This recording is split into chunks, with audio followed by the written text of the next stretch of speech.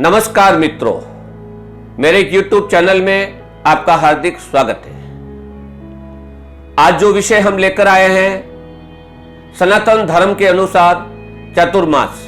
चातुर्मास क्या होता है, तो इसके बारे में आज हम जानकारी प्राप्त करेंगे। तो चले विषय की ओर।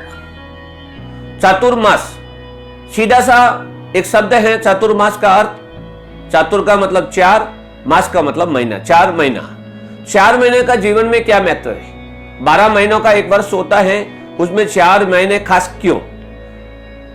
4 महीने इसलिए खास है कि ये 4 महीने आषाढ़ की चतुर्दशी से ये चतुर्मास प्रारंभ होता है और कार्तिक पूर्णिमा तक इसकी पूर्णाहुति होती है। यानी श्रावण, भादवा, आसुर और कार्तिक, ये 4 महीने को चातुर्मास होता है। चातुर्मास के पीछे वैसे कई कहानियां हैं, लेकिन जो शास्त्रों में इसका विधान आता है कि पुराने जमाने में इतने वाहन, गाड़ी, घोड़े वही होते थे। आज जैसे व्हीकल, मोटरसाइकिल, बस, रेलगाड़ी, वायुयान, अनेक प्रकार के साधन हैं, पुराने जमाने में ये नहीं होते थे। तो लोग पैदल चलते थे, पैदल चलकर यात्रा करते थे।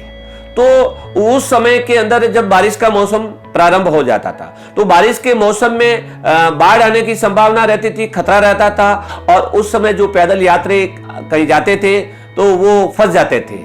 तो इस समय में यात्रियों के अलावा जो हमारे संत गण हैं या जितने भी सन्यासी हैं, महापुरुष हैं, तपोनिष्ठ हैं, जितने भी वो लोग भी, उनको आने जाने में बहुत दिक्कत होती थी। नदियां में उफान आ जाता था, जगह जगह कीचड़ हो जाती थी। और इस कारण से ऐसा तय किया कि उस समय में जहां विराजमान है, सुरक्षित जगह है, जहां बैठ गए ही तप, समाधि, जो भी पूजा पाठ है वही करेंगे। तो इसलिए ये 4 महीनों में बाहर निकलना वर्जित समझते थे, तो इन महीनों को प्रमुखता दी गई है।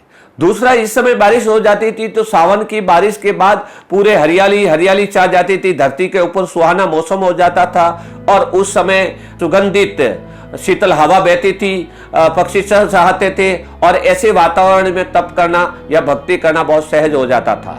तो उस समय भक्ति का एक आनंद लिया जाता था। अब पहले आता है श्रावण महीना। श्रावण महीना अति उत्तम और पवित्र महीना है और शंकर भगवान को समर्पित यह महीना है।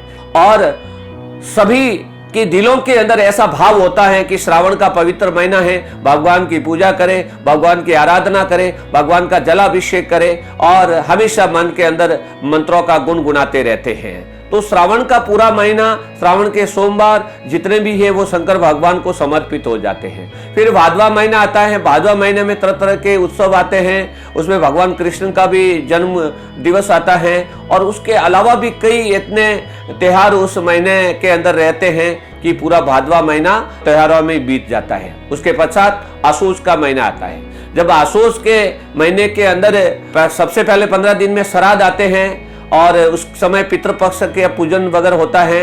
और श्राद्धों के पश्चात बाकी के 9 दिन दुर्गा माँ के नवरात्रि के दिन आते हैं और उस समय लोग उपवास में रत रहते हैं। कई लोग तो भोजन के बिना भी उपवास करते हैं, 9 दिन तक कठोर साधना करके शक्ति को अर्जन करते हैं। उसके बाद फिर विजयदशमी आती है।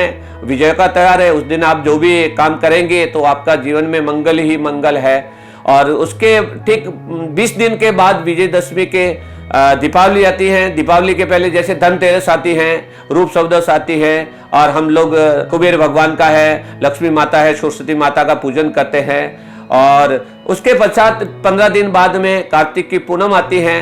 तो ये 4 महीने कोई न कोई त्योहारों से भरपूर हैं और लोगों को उत्साह देने वाले 4 महीने हैं। ऐसे कह सकते हैं कि 8 महीनों में ये 4 महीने ही 12 महीनों का एक सार है। जैसे 4 महीने पूरे भक्ति के हैं, जोश के हैं और जीवन में संग्रह शक्ति और उत्साह अर्जन करने वाले हैं। इसलिए चातुर्मास का उसमें बड़ा महत्व है। और जितने जो संत महात्मा है, 4 महीने एक जगह रह के भक्ति भाव या तपस्या करते हैं, तो ये 4 महीने तक वहां रहने का विधान है। इसलिए जीवन में 4 महीने ये चातुर्मास जीवन में खास है और इसका महत्व बढ़ जाता है। तो दोस्तों, इस छोटी सी जानकारी आप लोगों को मैंने शेयर की है। अगर मेरा ये वीडियो पसंद आया है तो चैनल को सब्सक्राइब करें, लाइक करें और शेयर करना न भूलें। भारत माता की जय। वंदे मातरम।